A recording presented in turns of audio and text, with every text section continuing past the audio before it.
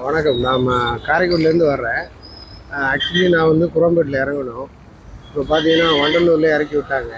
இது வந்து உள்ள பஸ்ஸு போகாதுன்ட்டு இங்கேயே இறக்கி விட்டாங்க. இது ஒரு ஒரு முன்னறிவிப்பு எதுவுமே இல்லை. இப்போ பார்த்தீங்கன்னா இங்கே ரொம்ப ரஷ்ஷாகவும் இருக்குது. அதே மாதிரி ஒரு ஆட்டோ பிடிச்சா கூட 500 600 கேட்குறாங்க. எல்லாருமே ஒரு மணி மைண்டடாக இருக்காங்க. இந்த பார்த்தீங்கன்னா பொதுமக்கள் வந்து ரொம்ப அவதிக்குள்ளாகிறாங்க. அதே மாதிரி பஸ்ஸும் சீக்கிரமாக கிடைக்க மாட்டேங்குது. அந்த சிட்டி பஸ்ஸும் ஃபுல்லாக ரஷ்ஷாக இருக்குது.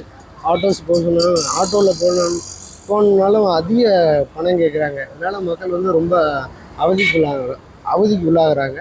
இதை வந்து தமிழ்நாடு அரசு கொஞ்சம் கவனத்துக்கு எடுத்துக்கிறோன்னு வேண்டி கேட்டுக்கிறேன். வேற எங்கேயுமே டிராஃபிக் இல்லை வண்டலூர்ல. ஆனால் இவ்வளோ பேர் வெயிட் பண்ணுறீங்க, என்னதான் பிரச்சனை? பஸ் ஏதாச்சும் வருதா இல்லையா அந்த ஊருக்கு?